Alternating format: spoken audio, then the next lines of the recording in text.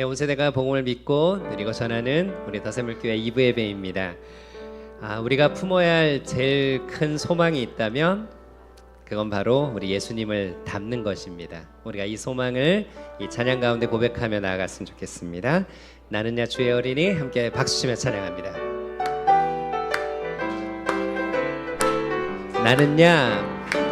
나는야 주의 어린이, 주의 사랑으로 자라가요.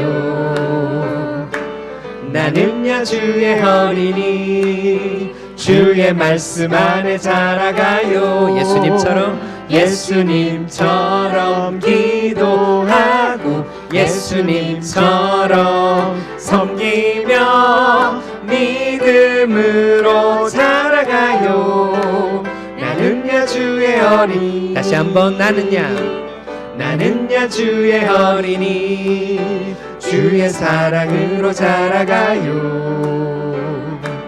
나는야 주의 어린이, 주의 말씀 안에 자라가요. 예수님처럼 기도하고 예수님처럼 섬기며 믿음으로 자라가요. 나는야 예수님처럼 기도하고 예수님처럼 섬기며 믿음으로 자라가요. 나는야 주의 어린이. 아멘. 올리브 블레싱 시간입니다. 우리 더샘물 공동체 언약 고백을 함께 하겠습니다. 언약 가족 여러분, 당신들은 주 당신들의 하나님이 참 하나님이시며 신실하신 하나님이심을 알아야 합니다. 주님을 사랑하고 주님의 계명을 지키는 사람에게는 천대에 이르기까지 그의 언약을 지키시며 또 한결같은 사랑을 베푸시는 신실하신 하나님이심을 믿습니다. 주님의 교훈은 완전하여서 사람에게 생기를 북돋워 주고 주님의 증거는 참되어서 어리석은 자를 깨우쳐 줍니다. 주님의 교훈은 정직하여서 마음에 기쁨을 안겨주고 주님의 계명은 순수하여서 사람의 눈을 밝혀줍니다. 당신들은 마음을 다하고 뜻을 다하고 힘을 다하여 주 당신들의 하나님을 사랑하십시오. 내가 오늘 당신들에게 명하는 이 말씀을 마음에 새기십시오. 자녀에게 부지런히 가르치며 집에 앉아 있을 때나 길을 갈 때나 누워 있을 때나 일어나 있을 때나 언제든지 가르치겠습니다. 다 함께 고백합니다. 우리는 하나님의 집에서 자라는 푸른잎이 무성한 올리브 나무처럼 언제나 하나님의 한결같은 사랑만을 의지하겠습니다. 아멘. 우리 사도신경으로 우리의 신앙을 고백합니다. 스크린을 보시면서 함께 고백하겠습니다. 나는 전능하신 아버지 하나님 천지의 창조주를 믿습니다. 나는 그의 유일하신 아들 우리 주 예수 그리스도를 믿습니다. 그는 성령으로 잉태되어 동정녀 마리아에게서 나시고 본디오 빌라도에게 고난을 받아 십자가에 못 박혀 죽으시고 장사된 지 사흘 만에 죽은 자 가운데서 다시 살아나셨으며 하늘에 오르시어 전능하신 아버지 하나님 우편에 앉아 계시다가 거기로부터 살아있는 자와 죽은 자를 심판하러 오십니다. 나는 성령을 믿으며 거룩한 공교회와 성도의 교제와 죄를 용서받는 것과 몸의 부활과 영생을 믿습니다. 아멘. 자, 우리 자녀들을 축복한 시간 갖도록 하겠습니다. 우리 자녀의 손을 꼭 잡아주시고 우리 함께 고백합니다. 엄마 아빠의 사랑, 엄마 아빠의 사랑 샘물, 엄마 아빠의 열매 샘물,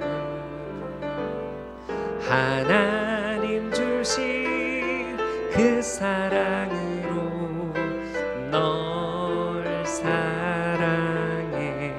엄마 아빠의 기쁨, 엄마 아빠의 기쁨, 엄마 아빠의 선물 선물, 하나님 주신 그 사랑으로 널 주님께 꼭 껴안아주시면서 사랑한다 이렇게 고백해 주세요. 자, 우리 친구들 우리 씩씩하게 뛰지 않고 씩씩하게 앞으로 나올까요? 우리 친구들을 우리 주일학교로 우리가 파송하도록 하겠습니다. 자, 우리 자녀들을 우리가 손을 벌려 같이 축복하겠습니다. 너는 사랑스러운 주의 축복. 너는 사랑스러운 주의 축복. 너는 향기로운 주의 약속. 너를 통해 하나님의 언약이 성취되리. 너는 마른 땅에 하늘이 있을. 너는 주님 목에 샘의 축복. 내가 서 있는 땅 영원히 마르지. 우리 다시 한번. 너는 사랑스러운 주의 축복. 너는 향기로운 주의 약속. 너를 통해 하나님의 언약이 성취되리. 너는 마른 땅에 하늘이 있을. 너는 주님 목에 샘의 축복. 내가 서 있는 땅 영원히 마르지 않으리. 우리 큰 박수로 우리 아이들을 파송하겠습니다. 자, 주일학교에서 하나님을 기쁨으로 예배하기를 원합니다.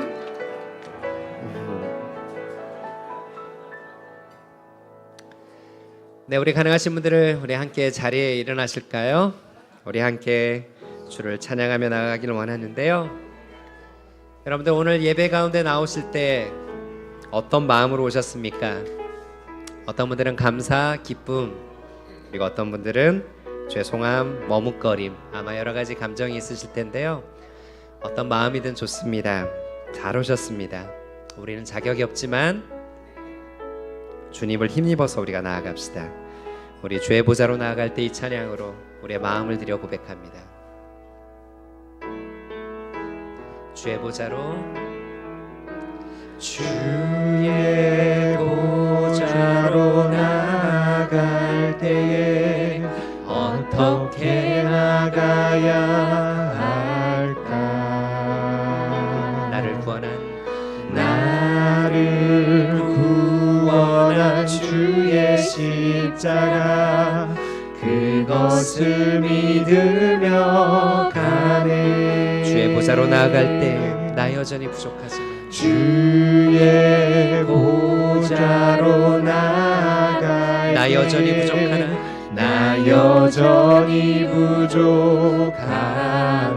하지만 나를 품으신 주의 사랑을 힘입어 나를 품으신 주의 그 사랑, 그것을 믿으며 가네. 아멘. 자격 없는 내 힘이 아닌, 자격 없는 내 힘이 아닌, 오직 예수님의 보혈로. 자격 없는 내 힘이 아닌, 오직 예수님의 보혈로. 십자가의 보혈, 십자가의 보혈, 완전하신 사랑, 힘입어 나아갑니다. 십자가의 보혈, 십자가의 보혈, 완전하신 사랑, 힘입어 예배하. 우리 목소리를 높여 고백합니다. 주의 보좌로, 주의 보좌로 나아갈 때에 어떻게 나가야 할까? 나를 구원한 주의 십자가, 그것을 믿으며 가네. 주의 보좌로 나아갈 때, 주의 보좌로 나아갈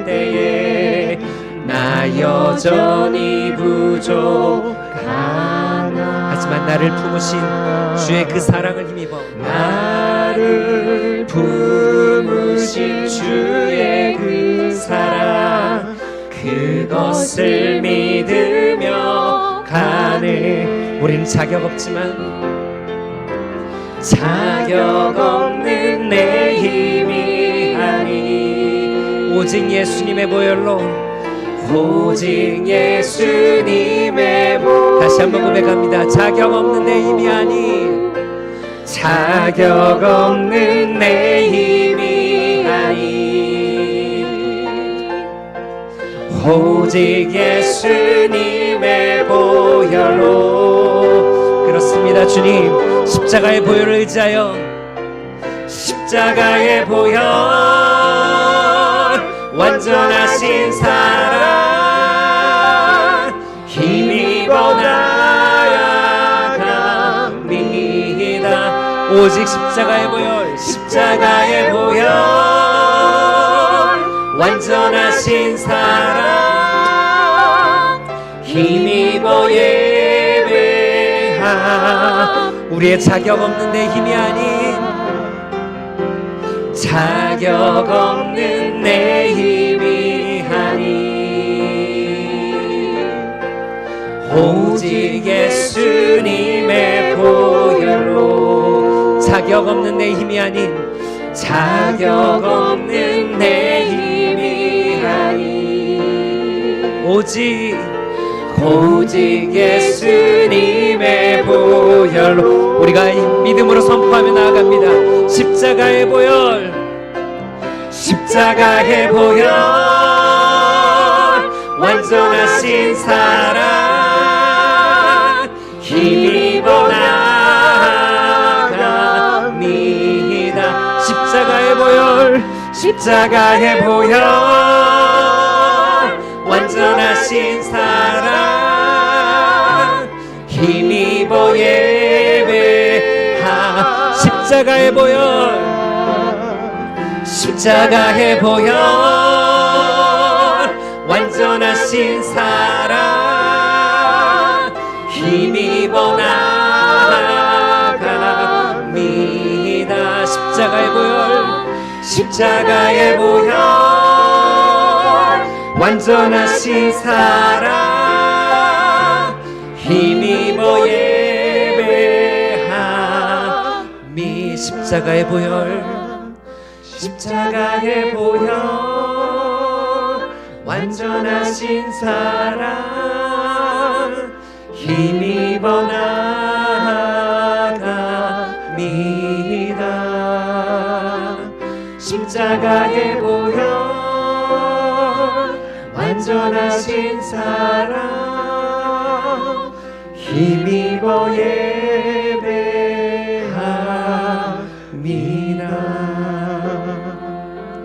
주님 내 길을 잘 아시고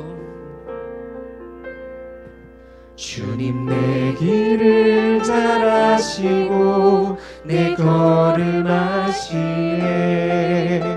어둠에서 빛을 내시는 그분을 믿네.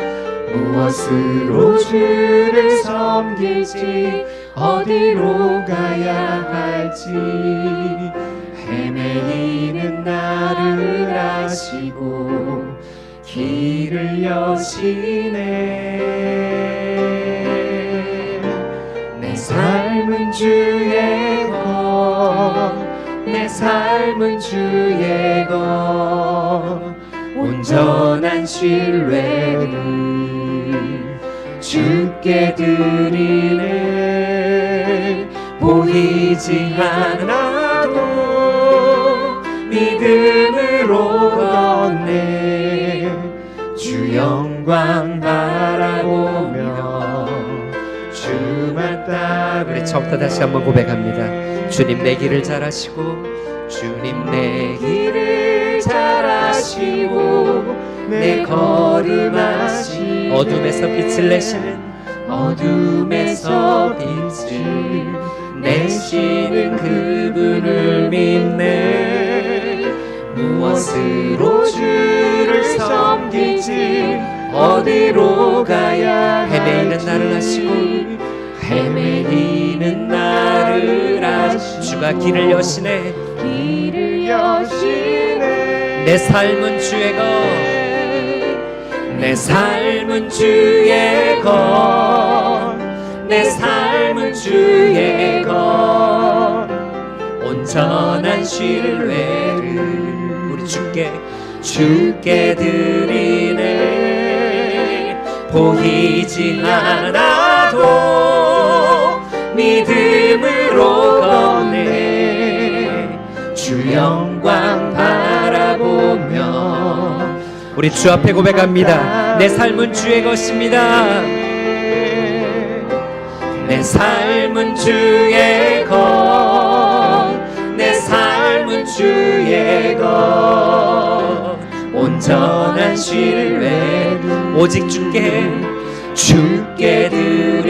드리네 보이지 않아도 믿음으로 걷네 주 영광 바라보며 주만 따 주님 좁은 길로 따르겠습니다. 좁은 길을 따르라 승리의 주 우리의 영원한 생명 되시네 고난 중에 순종을 배워가며 너의 모든 삶 맡겨드리라 다시 한번 좁은 길을 따르라 좁은 길을 따르라 승리 우리의 영원한 생명 되시네 영원한 생명 되시네 고난 중에 순종을 배워가며 너의 모든 삶 맡겨드리라 우리의 목소리를 높여 내 삶은 주의 것 내 삶은 주의 것 온전한 신뢰를 주께 드리네 보이지 않아도 믿음으로 걷네 주 영광 바라보며 우리 주님께 고백합시다. 주님 내 삶은 주의 것입니다. 내 삶은 주의 것 내 삶은 주의 것 온전한 신뢰를 주께 보이지 않아도 믿음으로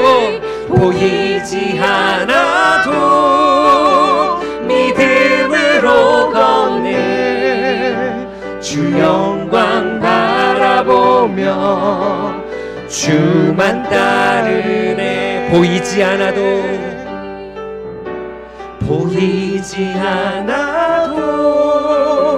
믿음으로 걷네 주 영광 바라보며 주만 따르네 우리 함께 기도하겠습니다. 주님 오직 주님을 힘입어 나아갑니다. 저의 생각과 저의 판단으로 가려 했던 저희의 어리석음을 용서하여 주옵소서. 어디로 가야 할지 헤매이는 저희의 눈을 열어 주께서 내시는 길을 보게 하옵소서. 주 앞에 서서 주의 뜻을 구하게 하옵소서. 우리의 목소리를 함께 기도하며 나아가겠습니다. 함께 기도합니다. 아버지 하나님 고백합니다. 저희가 주 앞에 담대함으로 나갈 그 힘이 저희들의 삶의 열매와 저희들의 가진 것이 아님을 고백합니다.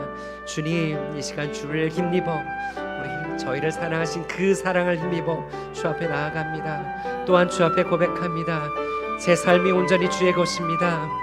제가 가지고 있는 모든 것이 저의 것으로 알고 저의 목적으로 살려고 했던 저의 연약함을 아시는 주님 이 시간 저희들의 삶이 주의 주권 가운데 있음을 주의 지혜 가운데 있음을 보게 하시고 어리석은 저의 생각과 주님 마음을 내려놓고 주의 일하심을 바라보게 하옵소서. 주께 묻게 하시고 주께 귀 기울이 하시고 주의 말씀하시는 바를 먼저 듣게 하옵소서. 주님 이 말씀을 통하여 저희들에게 말씀하여 주시옵소서. 주의 사랑을 알게 하시고 주의 뜻을 알게 하옵소서.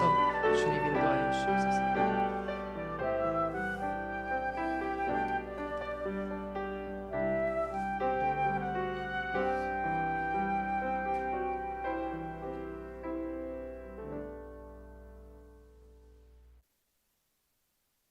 하나님 아버지, 오늘도 변함없이 새 날을 허락하시고 주일 목장 연합 예배에 나와 예배하게 하심을 감사드립니다. 국내외의 여러 어려운 상황 속에서 하나님 아버지의 사랑과 공의를 기억하며 예배의 자리로 나아옵니다. 지금 이 시간에도 전쟁과 정치의 혼란, 기후변화와 자연재해로 인해 고통받는 이웃들을 기억하여 주시고 고난 가운데 예배하는 성도들을 돌보아 주시기를 기도합니다. 새해를 시작하며 한마음으로 기도하는 프레이어 9이 진행 중입니다. 매일 저녁 가족에서 모여 기도하는 일을 통해 일상을 견고하게 세워가는 교회가 되게 하여 주십시오. 그리고 다음 주부터 시작되는 더 성경 읽기를 통하여 더 샘물교회 성도들이 말씀을 가까이 하게 하시고 함께 격려하며 은혜를 사모하는 시간이 되도록 인도하여 주십시오. 날마다 복상하는 여호수아 말씀을 통해 순종이 승리이며 승리는 순종임을 배우고 있습니다. 하나님 아버지, 우리의 계획과 전략이 아닌 하나님 말씀에 온전히 순종하며 성결한 일상을 세워가는 더 샘물교회가 되기를 간절히 기도합니다. 하나님께서 다음 세대의 믿음 계승을 위해 허락하신 더 샘물학교가 1기 졸업생을 파송하며 새로운 2025년을 준비하고 있습니다. 함께 기독교 학교 운동을 위해 동역할 가정들을 불러주시고 동탄의 많은 교회들이 함께 협력하여 미래의 교회를 세워갈 다음 세대를 양육할 수 있도록 축복하여 주시옵소서. 특별히 이번 주 23, 24일 딥틴 중고등부 수련회가 있습니다. 10대의 귀한 시간을 보내고 있는 자녀들이 믿음 안에 세워져 가며 하나님을 만나는 귀한 시간 되도록 인도하여 주세요. 안식년을 보내고 계신 이찬영 목사님과 사모님께서 이 시간 하나님이 주시는 은혜 가운데 쉼과 회복의 시간을 보내게 하시고 다음 사역을 잘 준비하게 하소서. 조대선 목사님을 통해 선포되는 하나님의 말씀을 통하여 각 사람과 공동체에 말씀하시는 하나님의 뜻을 깨닫는 시간 되기를 기도합니다. 우리를 교회로 부르시고 함께 예배하는 은혜를 주신 하나님께 감사드리며 예수님의 이름으로 기도합니다. 아멘.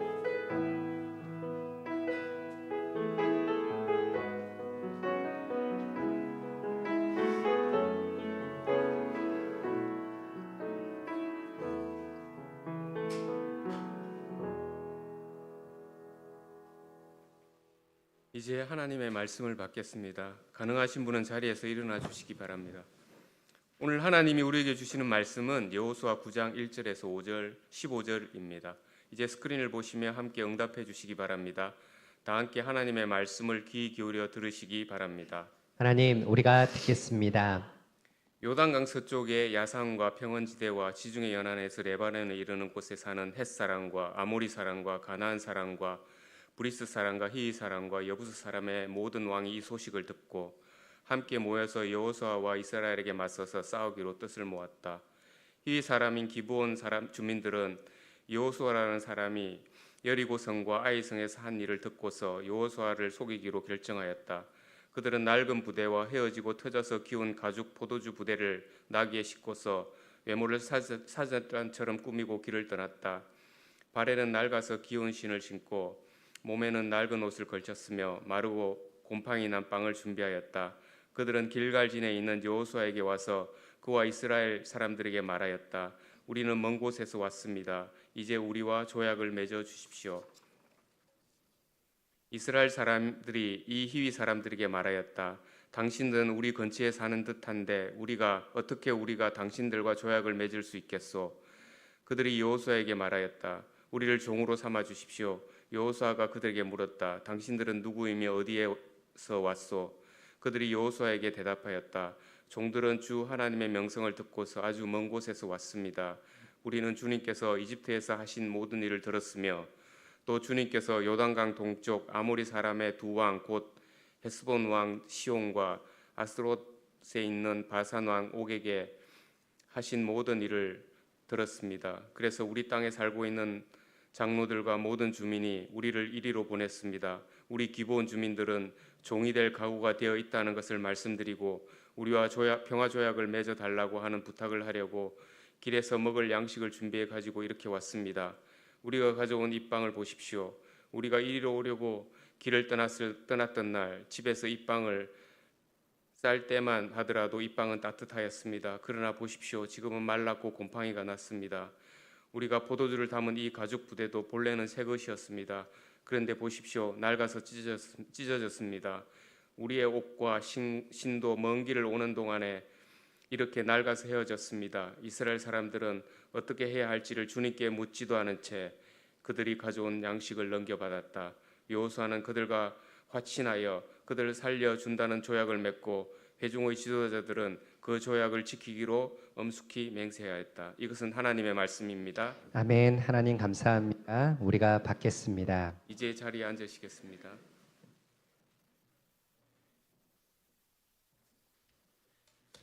합심 기도 제목 나누겠습니다.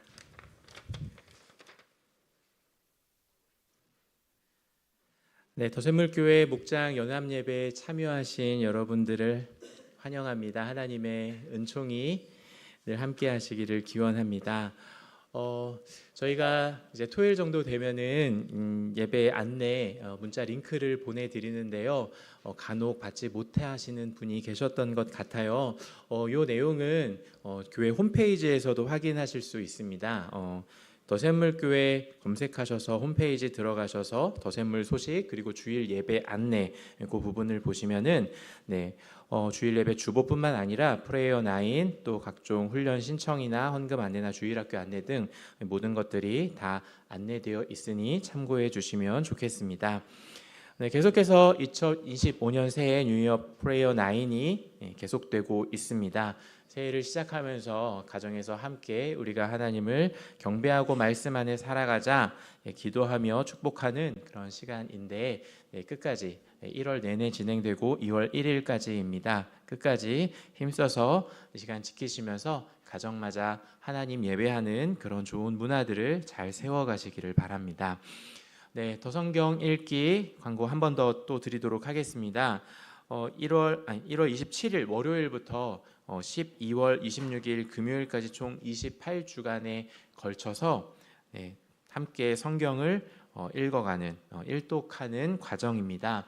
지금까지 내가 성경을 읽겠다 늘 결심은 하는데 잘 안 되셨다면 이번에 이 더 성경 읽기에 참여하셔서 아침마다 함께 하나님의 말씀을 읽고 또 완독했다 그렇게 서로 격려하고 확인하는 그런 시간으로 힘이 되실 겁니다. 많은 분들 참여해 주시면 좋겠습니다. 관련해서 주보 3면의 목회 편지에 보면은 유기남 전도사님께서 이 복된 이 과정에 대해서 또 간략히 또 소개해 놓은 목회 편지 한번 또 읽어 주시면 감사하겠습니다.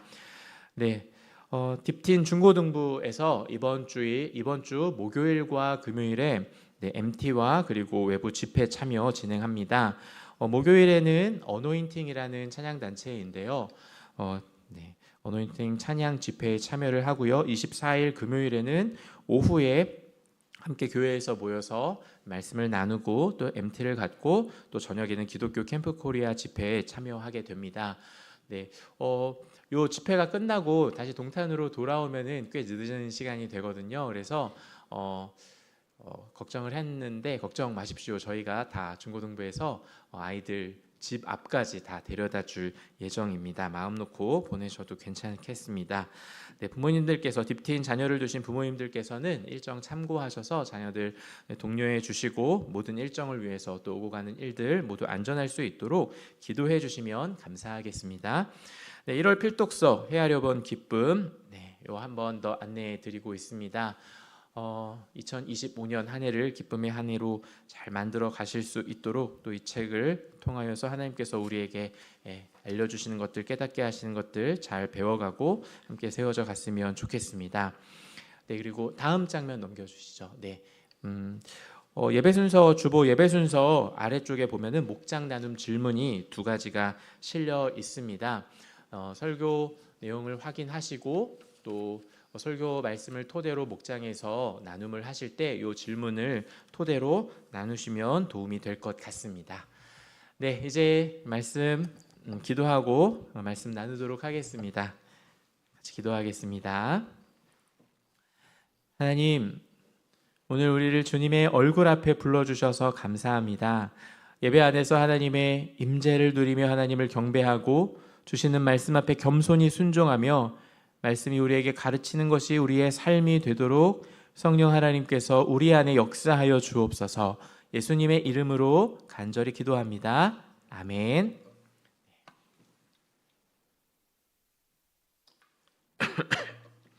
여러분, 오늘 아침에 일어나셔서 가장 먼저 무슨 일을 하셨나요?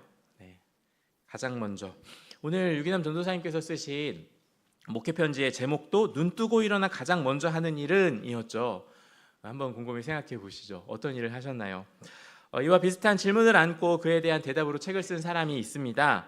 윌리엄 맥레이븐이라는 미 해군 특수부대에서 37년 동안 근무하고 나중에 사령관까지 역임한 사람인데, 이 사람이 아침에 일어나서 제일 먼저 하는 것 무엇인지 질문하면서 그에 대한 대답으로 책을 썼습니다. 이 책은 인생의 목적이 혼란스러울 때 어떻게 해야 되지? 우리가 어느 길로 가야 할지 모를 때 어떻게 해야 되지?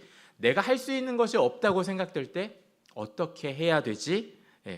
그에 대한 대답이 바로 이분이 쓴 이 책의 제목이기도 합니다. 책 제목은 바로 침대부터 정리하라입니다. 저자가 미국 해군 부대에서 복무하는 내내 침대를 정리하는 것은 매일매일 그에게 주어진 첫 번째 임무였다고 합니다. 때로는 훈련하느라 야전에서 잠을 잘 때에도 그 야전 침대 위에서 잤겠죠. 야전 침대에서 일어나서 제일 먼저 하는 일도 침낭을 말아서 개고, 그리고 베개를 머리맡에 두는 것, 야전 침대 머리맡에 두는 것, 그렇게 침대부터 정리하는 것이 그의 일과였다고 합니다. 때로는 부상을 당해서 오랫동안 침대에 누워 있어야 할 때, 그때 한참 동안 회복 기간을 거쳐서 이제 스스로 일어날 수 있는 시간이 되어서 침대에서 일어났을 때, 그때에도 가장 먼저 했었던 일이 바로 침대부터 정리하는 것이었다고 합니다. 이 책에서 저자가 여러 가지 말을 하고 있는데, 결국 이 저자가 이 부분에서 하고자 하는 말은 혼란스럽고 고민되고 할 수 있는 것이 없다고 생각될 때 머릿속으로 고민만 하지 말고 우리가 우리의 삶에서 해야 하는, 아침부터 일어나서 꼭 해야 되는 구체적인 일이 있는데 그것부터 하라, 그런 이야기를 하는 겁니다. 믿는 사람들에게도 참 고민이 많습니다. 여러분들은 그렇지 않습니까? 혹시 인생의 목적이 혼란스러울 때, 어디로 가야 할지 모르겠을 때, 삶의 막막한 고민들이 내 가슴을 짓누를 때, 혼란스러운 선택의 기로에 놓여 있을 때 가장 먼저 해야 하는 어떤 구체적인 일이 있을 텐데, 여러분, 그거는 무엇일까요? 윌리엄 맥레이븐은 그때 침대부터 정리하라고 말하는데, 우리의 침대 정리란 과연 무엇일까요? 오늘 우리가 읽은 본문을 보면 이스라엘도 아주 중요한 판단을 내려야 하는 그런 상황에 직면해 있었습니다. 이스라엘이 가나안 본토에 들어가서 여리고와 아이성을 정복하자 이제 위기감을 느낀 가나안 땅의 여러 부족들이 이스라엘과 맞서 싸우기 위하여서 연합군을 형성하죠. 오늘 본문 1절을 보면은 그 연합군 형성한 그 부족들의 명단이 나오는데, 자, 요랬습니다. 햇사람, 아모리 사람과 가나안 사람과 브리스 사람과 히위 사람과 여부수 사람들이었습니다. 자, 요 명단과 요 순서 어디서 많이 들어본 적 있으시지 않습니까? 그런데 사실 요 명단과 순서가 정확하게 일치하는 것은 사실 성경에 딱 3군데밖에 없습니다. 오늘 한 군데는 우리가 방금 읽었고요. 또 한 군데는 오늘 우리 매일 성경 복상 본문 있죠. 오늘 여호수아 12장인데 여호수아 12장 8절에 보면은 딱 요 명단과 순서가 그대로 나와 있습니다. 그리고 한 군데가 더 있습니다. 한 군데가 더 있는데 어디냐 하면은 신명기입니다. 하나님께서 모세를 통하여서 이스라엘 백성들에게 말씀하신 신명기, 그 중에서도 신명기 20장은 전쟁에 관한 법이 나와 있습니다. 전쟁에 관한 법. 전쟁에 관한 법을 얘기하시면서 그 중에 20장 17절을 보면은 이렇게 하나님께서 이스라엘 백성들에게 말씀을 전하셨습니다. 제가 읽어드릴게요. 곧 헷사람과 아모리 사람과 가나안 사람과 브리스 사람과 히윗 사람과 여부스 사람은, 방금 오늘 우리가 읽었었던 그 본문과 똑같은 명단과 순서죠. 이 사람은 주 당신들의 하나님이 당신들에게 명령하신 대로 전멸시켜야 합니다. 이렇게 얘기하고 있습니다.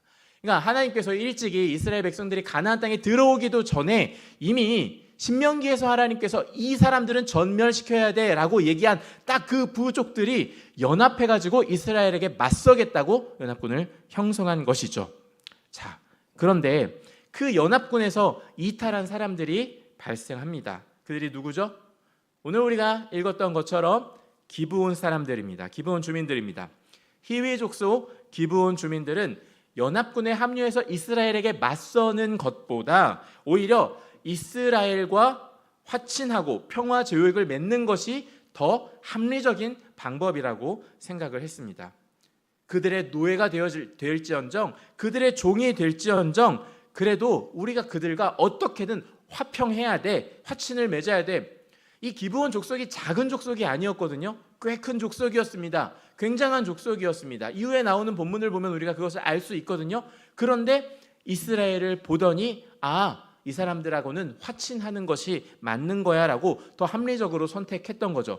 다른 족속들은 왕들이 자신들이 스스로 왕 혼자의 판단으로 결정을 하는데, 이 사람들은 여러 사람들이 같이 모여서 합의를 도출해서 나라의 앞날을 결정해가는 그런 조직을, 그런 정치 조직을 가지고 있었던 것 같습니다. 그래서 조금 더 합리적인 판단을 하지 않았나 그런 생각을 해봅니다. 그런데 문제는 무엇이죠? 이스라엘 백성들은 가나안 땅에 화친하러 온, 평화의 조약을 맺으러 온 사람들이 아니라는 것이 문제였죠. 가나안 족속들은 하나님으로부터 가나안 땅의 모든 족속들을 진멸하라는 명령을 받았고, 히위 족속 기브온 주민들도 그 명단 안에 포함이 되어 있었습니다. 그래서 기브온 족속들이 그냥 이스라엘 백성들을 향하여서 우리랑 화친을 맺읍시다, 평화의 조약을 맺읍시다, 이렇게 할 수는 없는 거였겠죠. 그래서 그들이 고안해낸 방법이 무엇이었느냐? 그들은 이스라엘 백성들을 연구했을 겁니다. 그래서 이스라엘 백성들의 틈이 어디에 있는지 아마 고민했을 겁니다. 자, 이스라엘 민족의 인생의 교과서라고 할 수 있는, 인생의 나침판이라고 할 수 있는 율법이 있었죠. 율법을 이용하는 겁니다. 아까 말씀드렸던 신명기 20장에 전쟁에 관한 법이 있었다고 말씀드렸죠. 그 전쟁에 관한 법에 이렇게 따르면은 가나안 족속들은 다 진멸해라, 이런 내용이 있습니다. 그런데 다른 성읍 사람들을 향해서는, 그러니까 가나안으로부터 멀리 떨어져 있는 성읍 사람들을 향해서는 평화의 제의를 요청하라는 내용도 있었습니다. 기브온 주민들이 이거네, 이렇게 하면 되겠네, 가나안 주민이 아니라 다른 먼 곳으로부터 온 사람들의 이름을 우리가 그렇게 가장하고 그들에게 나아가면 평화의 조약을 맺을 수 있겠네, 이렇게 생각했던 것이죠. 그래서 그들이 어떻게 합니까? 낡은 가죽 부대와 낡은 신발과 낡은 옷을 걸치고, 그리고 빵, 다 마른 빵, 곰팡이 난 빵을 준비해가지고 사절단이 이스라엘로 찾아오게 되죠. 여러분, 그러면서 도착한 사절단이 이스라엘 백성들 앞에 나와서 한 1000마디가 모였나요? 우리는 먼 곳에서 왔습니다. 이제 우리와 조약을 맺어 주십시오, 이렇게 이야기를 하죠. 이것이 오늘 본문 6절의 말씀이었습니다. 그러자 좀 이상함을 감지한 이스라엘의 지도자들이 이렇게 얘기하죠. 아니, 당신들은 우리들 근처에 사는 것 같은데 어떻게 우리가 당신들과 평화의 조약을 맺을 수 있겠소? 이게 7절 말씀이었습니다. 여러분, 한번 생각해 보십시오. 이스라엘 지도자들의 판단, 이스라엘 지도자들의 첫 느낌이 사실은 정확했습니다. 아무리 먼 곳에서 왔다 할지라도 여러분, 사절단이 무슨 헌 신발과 헌 옷을 입고 다 말라 비틀어진, 그리고 곰팡이 난 그런 빵을 들고 찾아올 수 있겠습니까? 한 일국의 사절단이 오고 가는 길에 대한 대비도 없이 이렇게 무작정 이런 모습으로 온다는 거 사실 상식적이지 않잖아요. 조금만 생각하면 이 사람들 이거 진심이 아닌데, 진실이 아닌데 라는 것을 분명히 판단할 수 있었을 겁니다. 또 게다가 먼 곳에서 온 부족이라면은 굳이 여기에 지금 당장 와가지고 우리와 지금 조약을 맺읍시다 이렇게 조급하게 얘기할 이유가 없다는 것이죠. 왜냐하면 지금 이스라엘 백성들이 집중하고 있는 곳은 먼 곳이 아니라 가나안에 들어왔고 가나안 주민들을 어떻게 하면 이 사람들을 진멸할까 거기에 지금 집중하고 있는 상황이잖아요. 가나안을 진멸하려고 하고 있는데 굳이 먼 곳에 있는 사람들이 위협을 느낄 이유가 없다는 겁니다. 그런데 굳이 이 비상한 시기에 먼 곳에서 찾아와 다짜고짜 조약을 맺자고 하는 것, 이거 너무 이상한 일입니다. 그래서 이스라엘 지도자들이 의구심을 가졌던 거죠. 이렇게 의심을 받게 되자 또 기브온 주민들은 여호수아를 향해서 이번에는 이렇게 얘기를 합니다. 우리를 종으로 삼아달라고 얘기를 합니다. 이게 8절의 말씀이었죠. 그리고 이어서 회심의 한 방을 날리죠. 본문 9절에서는 이렇게 얘기합니다. 그들이 여호수아에게 대답하였다. 종들은 주 하나님의 명성을 듣고서 아주 먼 곳에서 찾아왔습니다. 이렇게 굽신굽신하면서 하나님의 명성을 얘기하고 그동안 하나님께서 이스라엘 백성들을 위해서 하셨던 그런 이야기들을 읊어가는 그런 모습을 보고 여호수아와 지도자들의 마음에 빗장이 풀리게 된 것이죠. 그리고 그들이 결정합니다. 그렇다면 우리와 화친합시다. 조약을 맺읍시다. 그리고 조약을 맺고 그 조약을 지키겠다고 지도자들은 맹세까지 했습니다. 결국 기브온 주민들의 전략이 성공한 것이죠. 기브온은 히위 족속이었고 히위 족속은 진멸 대상이었으나 이스라엘은 그들과의 평화 조약을 맺었고 결과적으로 이스라엘은 하나님의 명령을 어기게 되었습니다. 이 과정에서 여러분 분명히 실수한 것이죠. 이거 잘못한 거죠. 지도자인 여호수아의 그럼 실수가 무엇일까요? 그 실수의 핵심이 무엇이었을까요? 어리숙하게 기브온 주민들에게 속아 넘어간 것, 이것이 실수의 핵심이었을까요? 조금 더 철저하게 꼼꼼하게 검증하지 않고 너무 섣부르게 판단한 것, 이것이 실수의 핵심이었을까요? 그 실수의 핵심을 조금 더 정확하게 이해하고 알기 위해서 우리가 기억해봐야 할 장면이 있습니다. 예전에 하나님께서 모세에게 모세야 너는 저기 가나안 땅에 들어갈 수 없어라고 말씀하셨을 때 모세가 걱정을 하면서 하나님 그러면은 저 대신 한 사람의 지도자를 세워주십시오. 그렇게 말하자 하나님께서 그래 그러면은 여호수아를 데리고 오너라. 그리고 여호수아에게 너의 손을 얹고 그리고 제사장 엘르아살과 온 회중 앞에서 여호수아를 너의 후계자로 임명하거라 이렇게 말씀하셨습니다. 그때 하나님께서 덧붙여섰던 말씀이 있는데 그게 민수기 27장 21절 말씀입니다. 제가 읽어드리겠습니다. 그러니까 여호수아는 상의할 일이 있을 때마다 제사장 엘르아살 앞에 가서 설 것이며 여호수아를 대신하여 엘르아살이 우림의 판결을 사용하여 나 주에게 여쭐 것이다. 그러면 여호수아와 그와 함께 있는 온 이스라엘 자손 곧 온 총회는 그의 말에 따라서 나가기도 하고 그의 말에 따라서 들어오기도 할 것이다. 이렇게 말씀합니다. 그러니까 이미 오래전에 여호수아가 지도자로 세워지기 전부터 이미 후계자로 임명될 때 그때부터 여호수아야 너 무슨 일이 있으면 중요한 일이 있으면 상의해야 돼. 제사장 엘르아살을 통하여서 나한테 질문해야 돼. 나한테 물어봐야 돼. 여호수아야 네가 지도자라고 마음대로 할 수 있는 게 아니야. 나한테 물어보렴, 나에게 질문하렴, 나에게 기도하렴. 하나님께서 일찍이 여호수아를 모세의 후계자로 임명하실 그때부터 하나님께서 그렇게 여호수아에게 이야기를 해왔는데 그런데 이번 일에서 여호수아가 어떻게 했죠? 오늘 본문 14절 분명히 이렇게 말씀합니다.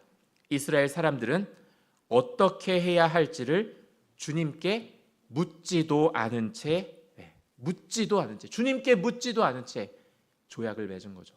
하나님 어떻게 해야 될까요? 이게 빠졌었다는 겁니다.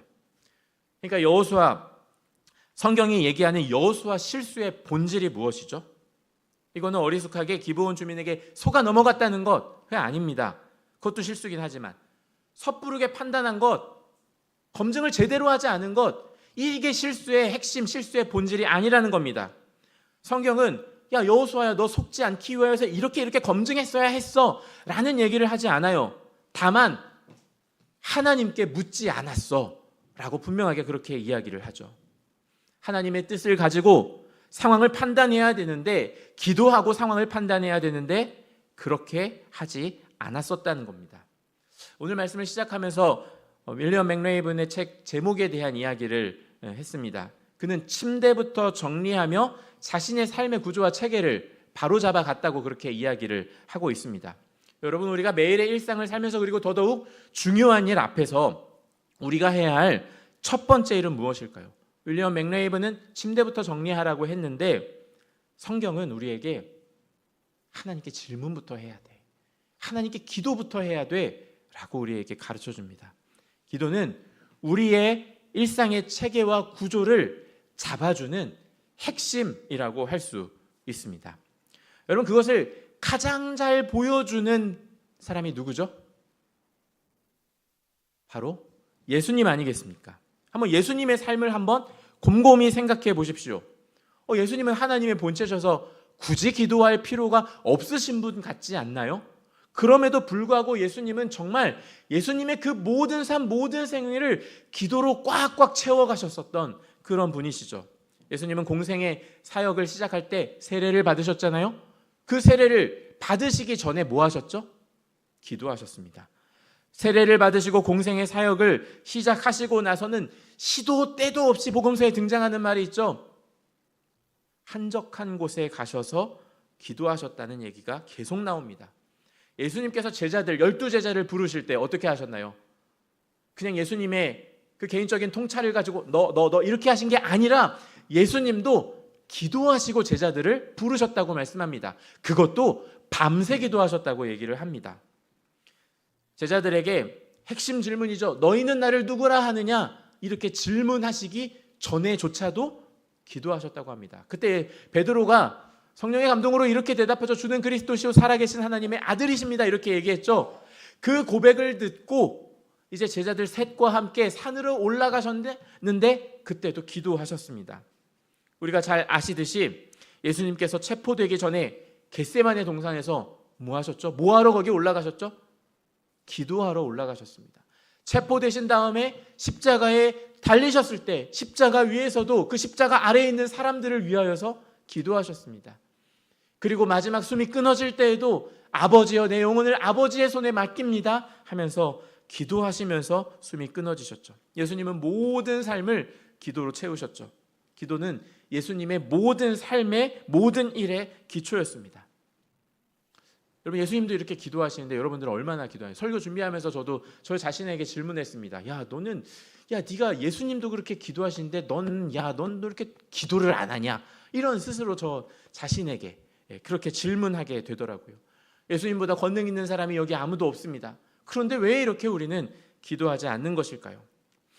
혹시 이런 생각을 해보셨습니까? 만약 여러분께서 예수님의 제자가 되신다면 여러분 예수님께 뭐 가르쳐달라고 말씀하실 것 같으세요? 저도 신학교를 나왔지만 신학교에 여러 과목이 있고 제가 듣고 싶은 선택 과목들도 있었습니다. 여러 과목을 들었는데 만약에 예수님께서 내 신학교의 학장이라면 예수님께 어떤 과목을 수강할까? 이런 생각을 해본 적이 있습니다. 신학교에서 제가 설교학을 배웠거든요. 설교는 늘 어렵습니다. 저에게는. 근데 예수님 설교 어떻게 잘해요? 사람들이 예수님 설교가 그렇게 권능 있다고 하셨잖아요. 그거 어떻게 하는 거예요, 예수님? 이렇게 질문해 보고 싶습니다. 또 신학교에도 없는 강의가 있죠. 예수님 기적을 행하셨잖아요. 그 기적, 나도 한번 해보면 참 좋겠다. 그 기적 예수님 그거 어떻게 하는 거예요? 질문해 보고 싶습니다. 근데 실제 예수님의 제자들, 12제자들은 예수님께 무엇을 질문했죠? 권능 있게 설교하는 법을 가르쳐 달라고 얘기했나요? 아니면 기적을 행하는 방법을 알려달라고 그렇게 얘기했나요? 예수님께 가르쳐 달라고 한 거 하나 있습니다. 혹시 기억나시나요? 제자들이 예수님께 뭐 가르쳐 달라고 했죠? 그래서 예수님께서 그 제자들에게 가르쳐 준 것을 지금 우리가 기억을 하고 있거든요. 그 예배 시간에 하기도 하고요. 뭐죠? 주님의 기도죠. 주기도문이라고 부르는. 선생님, 요한의 제자들을 보니까 요한이 제자들에게 기도하는 거 가르쳐 줬던데요. 주님, 저희들도 기도하는 법을 가르쳐 주십시오. 저희들에게도 기도하는 법을 가르쳐 주십시오. 여러분, 왜 제자들이 다른 능력이 아니라 기도하는 방법을 가르쳐 달라고 했을까요? 저는 이렇게 생각합니다. 그들은 분명히 알았었던 것 같아요. 다른 어떤 것이 아니라 예수님의 그 권능 있는 설교와 그 모든 기적과 이 모든 것의, 이 모든 능력의 근원이 바로 기도구나. 예수님 계속 기도하셨잖아요. 제자들 눈앞에서도 갑자기 사라져요. 한적한 곳으로 가세요. 항상 기도하는 예수님의 모습을 봤던 거죠. 아, 능력은 거기에 있구나 라고 생각했던 거죠. 우리가 예수님처럼 기도할 수 있다면 우리도 권능 있게 사역할 수 있겠지라고 생각하지 않았나, 그런 생각을 해봅니다. 인간으로서 육신 안에 거하셨던 하나님의 아들 우리 예수님께서도 하나님 아버지의 그 도우심과 능력과 인도하심을 늘 구하시면서 하나님의 뜻을 쫓아 이 땅에서 사셨습니다. 그래서 세상을 구원하고 교회의 기틀을 잘 잡아가야 하는 그 중요한, 그 시급한 일들을 앞두고도 늘 기도할 시간을 내셨던 거죠. 다시 한번 말하지만 여기에 예수님보다 능력 있는 사람이 저를 포함해 여기에 아무도 없습니다. 그렇다면 우리 바빠도 힘들어도 뭐 지치고 어렵고 그런 일이 있어도 우리 기도해야 하지 않을까요? 여러분, 기도하면 어떤 일이 일어났던가요? 지난 주간에 우리가 오늘 읽은 본문 9장도 묵상했지만 10장도 지나왔죠. 지난 주간 묵상했던 그 여호수아 10장에서 어떤 일이 있었나요? 기브온이 이스라엘과 이렇게 평화의 조약을 맺었다는 얘기가 들려지자 뭐라고? 이 배신자들 하면서 이 가나안의 여러 족속이 예루살렘의 왕 아도니세덱을 중심으로 해서 아모리 족속 왕들이 연합해가지고 야, 이 배신자들을 처단해야지, 기브온 치자, 이런 소식이 기브온에게 전해집니다. 어떻게 할까요? 기브온은 두려움에 빠졌겠죠. 그래서 여호수아에게 전가를 보냈죠. 이러이러합니다. 우리를 도와주십시오. 이렇게 해가지고 이스라엘과 그 아도니세덱 왕을 중심으로 한 그 연합군 사이에 전투가 벌어지게 됩니다. 이 전투 누가 이겼죠? 이스라엘이 승리했습니다. 근데 어떻게 승리했느냐? 이스라엘의 전략으로, 이스라엘의 능력으로, 이스라엘의 전투력과 군사력으로 승리했나요? 이 승리의 결정적인 원인은 하나님께 있었습니다. 이때 어떤 일이 있었느냐? 하나님은 우박을 퍼부으셨어요. 그리고 동시에 연합군을 정복할 때까지 이런 기적도 있었습니다. 해와 달이 멈추었다라는 기적을 우리가 봤습니다. 태양과 달이 멈추었다라는 것에 대해서 여러 신학자들의 견해들이 참 다양하지만 그것들을 조금 더 소개해드리지 않겠습니다. 왜냐하면은 이 말씀의 초점이 거기에 있지 않기 때문입니다. 이 위대한 기적의 핵심이 무엇인지 아십니까? 여호수아 10장 14절에서 우리가 분명하게 읽고 넘어왔습니다. 여호수아 10장 14절, 주님께서 사람의 목소리를 이날처럼 이렇게 들으신 일은 전에도 없었고 뒤에도 없었다. 하나님이 사람의 목소리를 들으셔서 우박을 쏟으시고 태양과 달도 멈추시고 하나님의 그 전장한복권도 전사가 되셔서 이스라엘로 하여금 승리하게 하셨다는 것이죠. 주님께서는 이처럼 이스라엘을 편들어 싸우셨다, 이렇게 여호수아 10장 14절이 이야기하고 있습니다. 여호수아는 태양과 달이 멈춘 신비보다 하나님이 사람의 말을 들으셨고 그리고 그 사람을 위해 싸우셨다는 사실을 강조합니다. 여러분 생각해 보세요. 태양과 달이 멈춘 게 진짜 신비로우신가요? 아니면은 하나님이 내 목소리를 듣는다, 이게 신비로우신가요? 어떤 게 더 위대한 일인가요?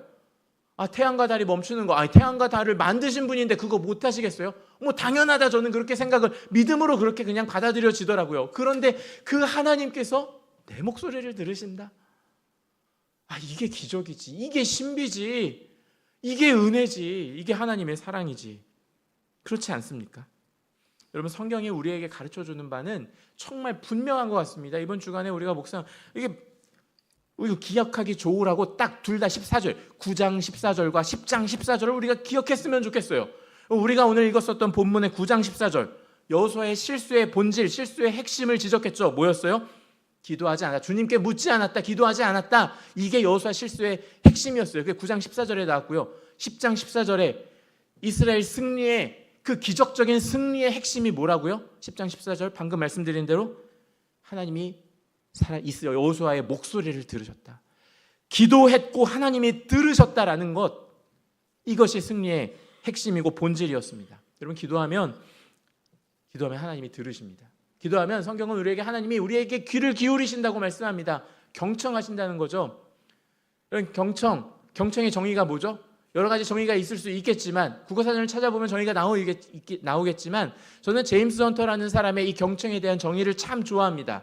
제임스 헌터는 이 경청에 대해서 이야기할 때, 경청이란 머릿속에 있는 온갖 잡음들을 다 떨쳐버리고 말하는 그 상대방의 세계에 내가 참여하는 것, 이걸 경청이라고 얘기를 합니다. 여러분, 누군가가 내 주변에서 직장 동료나 아니면 우리 자녀들이나 그 아이들이, 동료들이 나에게 이야기를 할 때 그때 내 머릿속에 있는 온갖 잡음들을 다 떨쳐버리고 그 사람의 세계 속에 참여하시나요? 그러면 경청 잘하시는 분입니다. 하나님께서 우리에게 경청하신다고 합니다.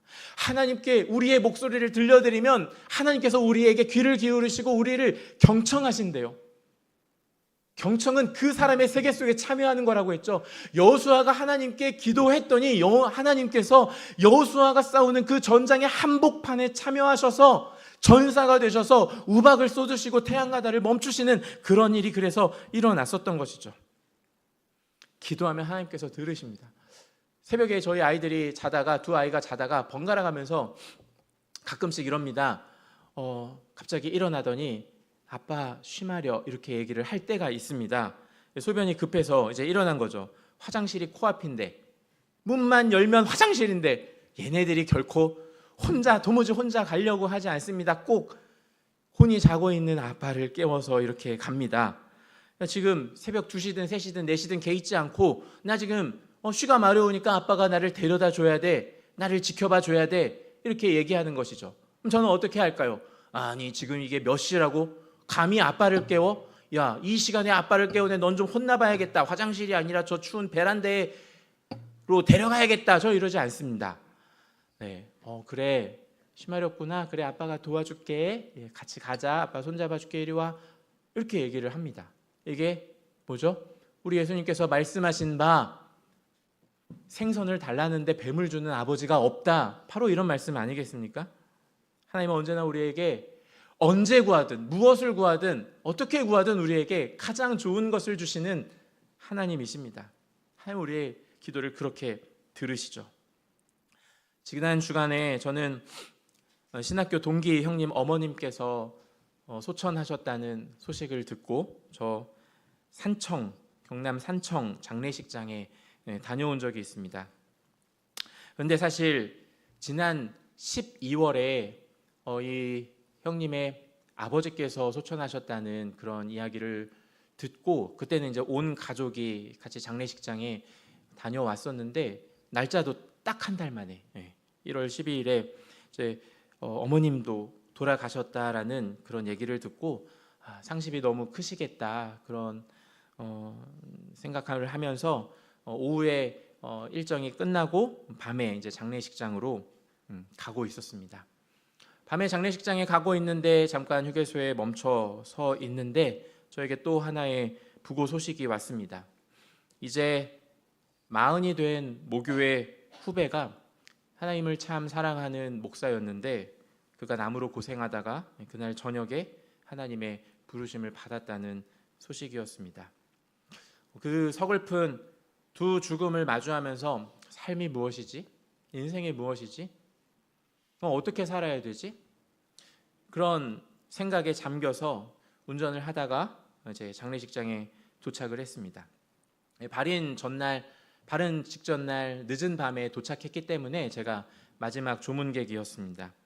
한참 앉아 있다 보니까 계시던 조문객들도 서서히 다 빠지고 조문객 이제 저 혼자 남아서 이제 나도 좀 가족분들 쉬시도록 나도 정리하고 일어나야겠다 하는 그런 시점이었습니다. 그런데 그 와중에 가족 중에 외삼촌이라고 하시더라고요. 외삼촌께서 손수 쓰신 한 5m 정도나 되는 그런 커다란 붓글씨를 벽에다 붙이고 계시더라고요. 거기에 이렇게 써 있었습니다. 이렇게 환송 이렇게 양쪽에 써 있고 고 누구누구 권사의 천국 입성을 축하합니다. 네, 이렇게 써져 있었습니다.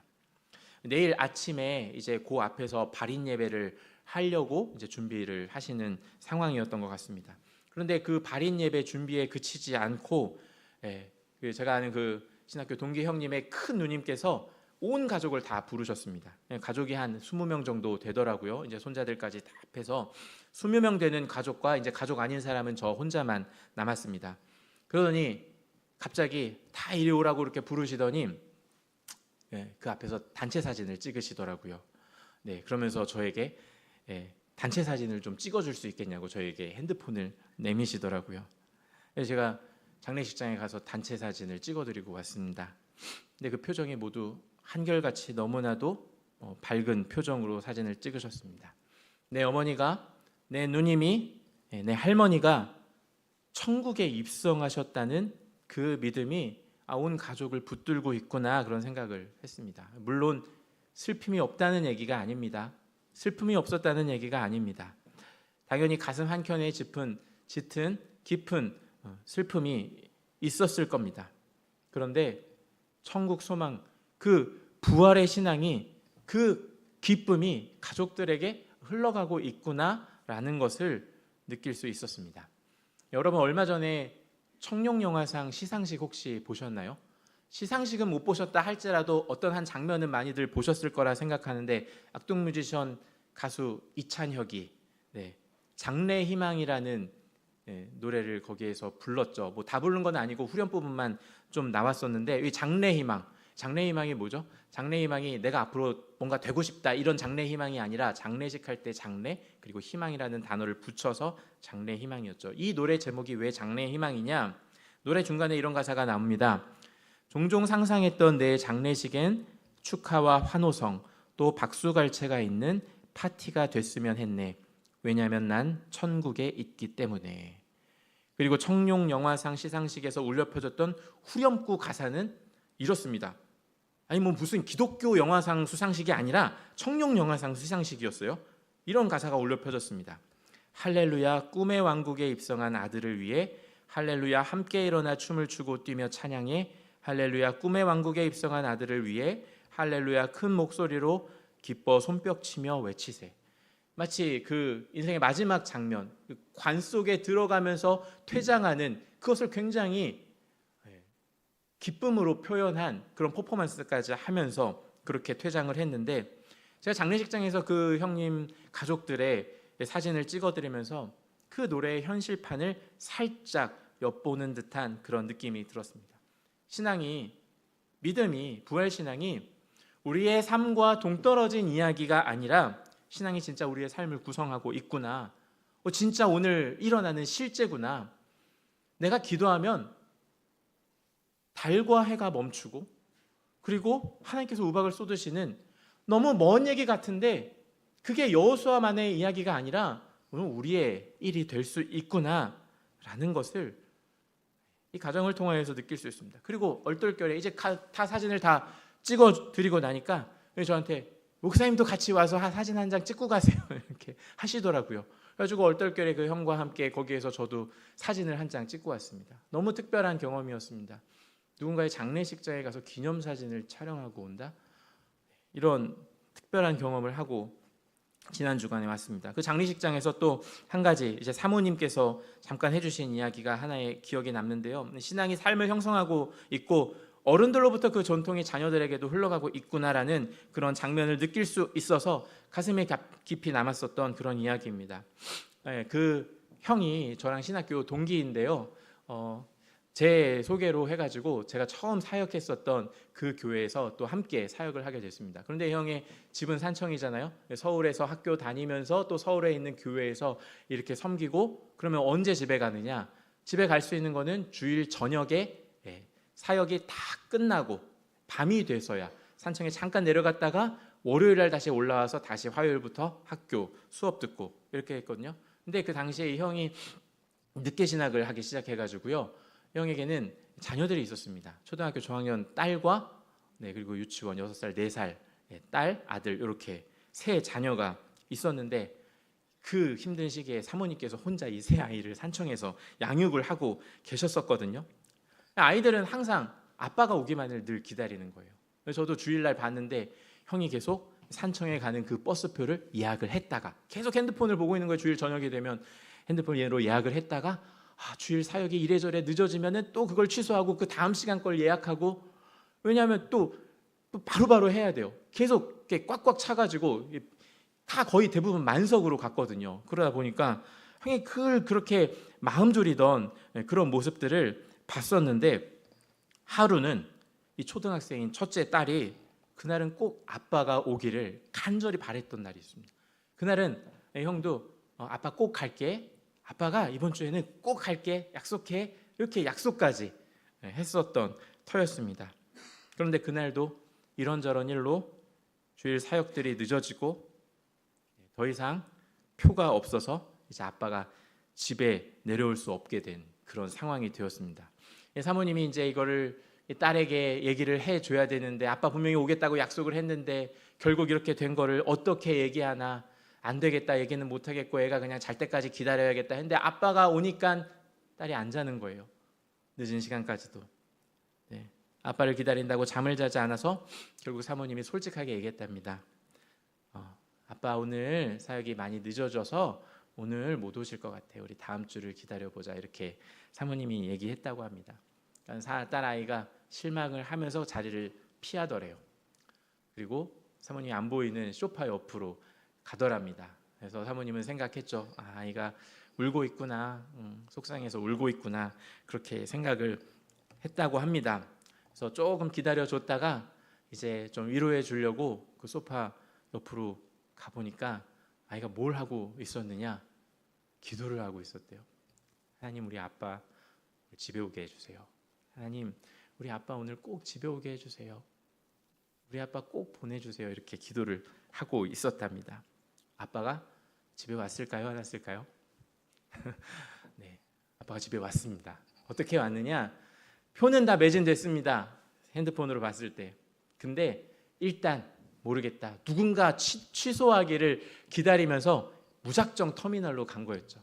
기다리고 기다리다 심야표가 딱 한 명이 취소를 한 겁니다. 심야표를. 그래서 그 심야 버스를 타고 형이 산청으로 내려간 거죠. 아이들을 그래서 만났습니다. 지금은 대학생이 됐거든요. 이 아이가 이번에 내려가서도 봤는데 아이가 지금도 그 이야기를 한다고 얘기를 하더라고요. 그때 하나님께서 내 기도를 들어주셨어.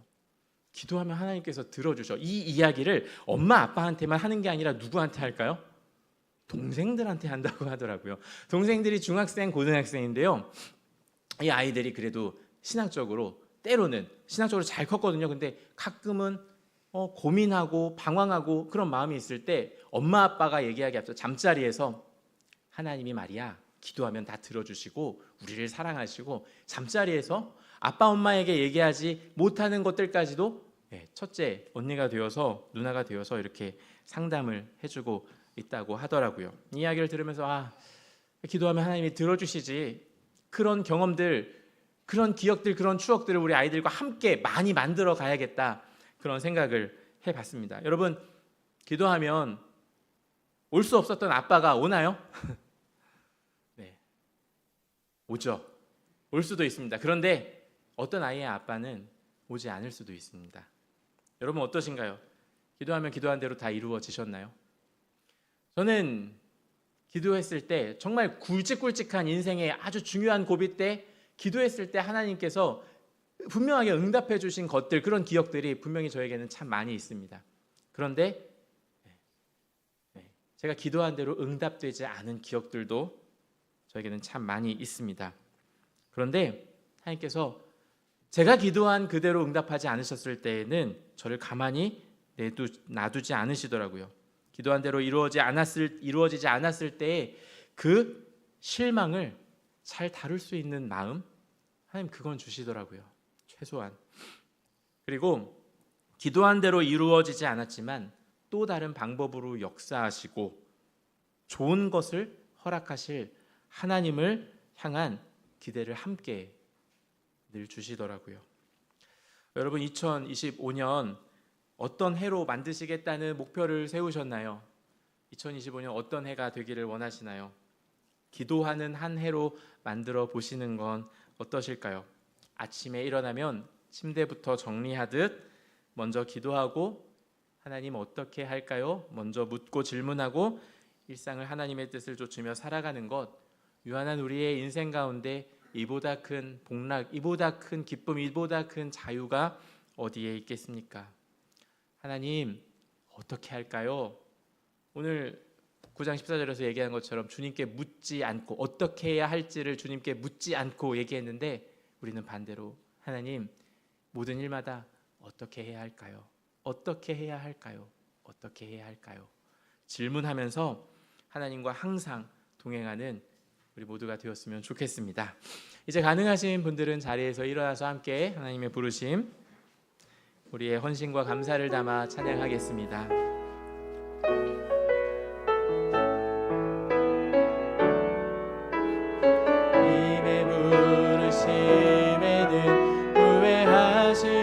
없네. 내가 이 자리에 선 것도 주의 부르심이라. 하나님의 부르심에는 결코 실수가 없네. 나를 부르신 하나님의 신실하심을 믿네. 작은 나를 부르신 뜻을 나는 알 수 없지만 오직 감사와 순종으로 주의 길을 가리라. 때론 내가 연약해져도 주님 날 도우시니 주의 놀라운 그 계획을 나는 믿으며 살리. 날 부르신 뜻 내 생각보다 크고 날 향한 계획 나의 지혜로 증량 못하나 가장 좋은 길로 가장 완전한 길로 오늘도 날 이끄심 믿네. 날 부르신 뜻 내 생각보다 크고 날 향한 계획 나의 지혜로 증량 못하나 가장 좋은 길로 가장 완전한 길로 오늘도 날 이끄심 믿네. 함께 기도하겠습니다. 우리가 기도하지 않는 이유가 여러 있는 것 같습니다. 혹시 내 힘으로 다 할 수 있다고 생각하기 때문에 내 힘으로 해야 할 일이라고 생각하기 때문에 기도하지 않는 건 아닙니까? 기도하지 않아도 내게 시간이 있고 돈이 있고 재능만 있으면 뭐든 극복할 수 있다고 생각하기 때문에 기도하지 않는 거 아닐까요? 우리 예수님도 기도를 하셨습니다. 혹시 또 바빠서 기도하지 못할 수도 있을 것 같습니다. 그런데 무엇이 바쁠까요? 삶이 바쁜가요? 아니면 마음이 바쁜가요?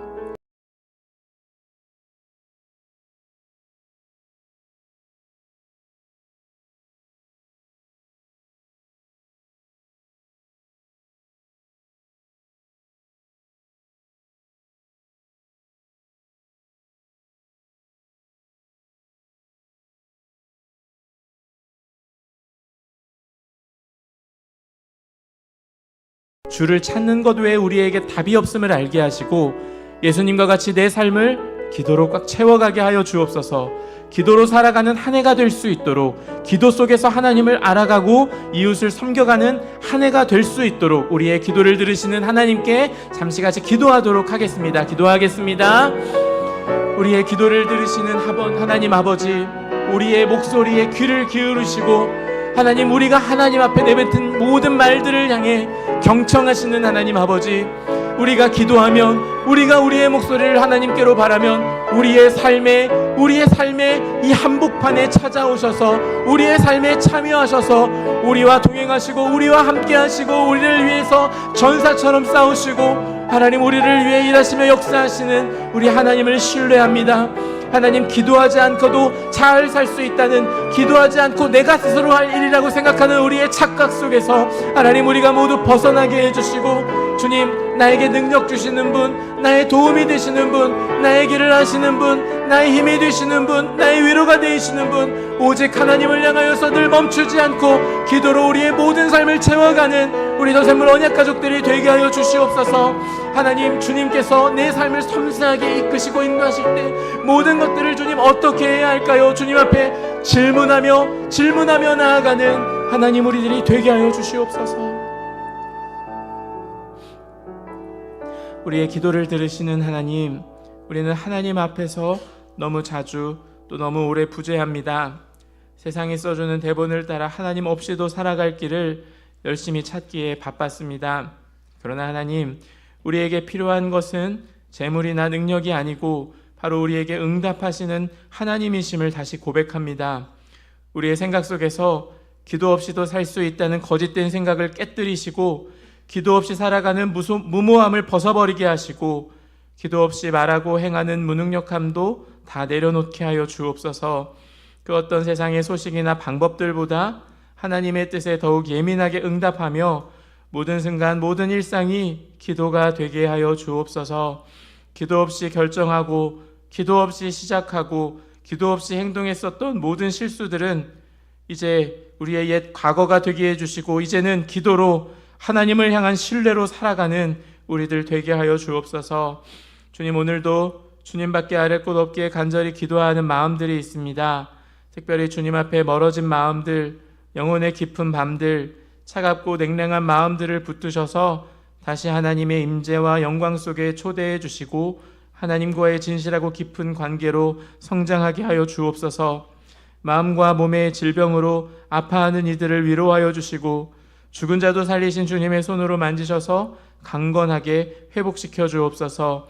인생의 다음 단계를 위해 애쓰며 수고하며 준비하는 이들이 기도하며 그 일을 준비하게 하시고 좋은 결과와 성과들을 하나님께서 친히 허락하여 주옵소서. 하나님, 그러나 일터에서 인간관계에서 여러 도전 앞에서 실패와 한계를 경험하는 분들 계시다면 주여 그 안에서 역사하시는 주님을 더 깊이 만나게 하시고 실수가 없으신 하나님의 섭리 안에 평안하게 하여 주옵소서. 하나님, 지금 우리는 극단적으로 갈라지고 분열된 현실을 살고 있습니다. 더 이상의 분열을 막아주시고 하나님의 공의와 사랑이 사람들의 마음과 삶에 박히도록 하나님께서 친히 역사하여 주옵소서. 열방 가운데 복음과 함께 고난받는 선교사님들의 사역지마다 주님 찾아가셔서 말씀이 흥왕하고 복음이 전파되며 예수가 주님 되는 놀라운 역사와 열매들이 풍성하게 하여 주옵소서. 예물 드리는 손길들 복주시고 그 삶을 받으셔서 그 삶이 또한 하나님 앞에 드려지는 산제물 되게 하시며 그 삶을 통해 하나님 영광 받으시고 하나님 나라 세워 주옵소서. 이제는 기도로 그 삶을 꽉 채워 사시고 우리의 유일한 중보자가 되어주신 예수 그리스도의 은혜와 우리의 목소리를 들으시고 응답하시는 위대하신 하나님의 사랑과 오늘도 말할 수 없는 탄식으로 우리를 위해 기도하시는 성령 하나님의 사귐이 우리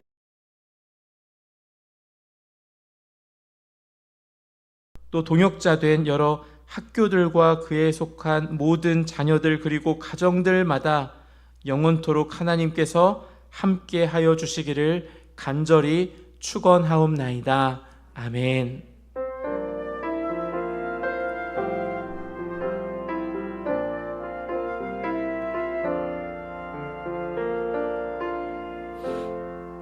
자리에 앉으시겠습니다. 또 한 주 주님의 은총 안에서 또 승리하겠다라는 다짐, 믿음을 담아서 우리 주먹을 꽉 쥐고 외칠 준비를 하시고 더샘물 화이팅 3번 외치겠습니다. 더샘물, 더샘물, 더샘물. 승리하는 한 주 되십시오.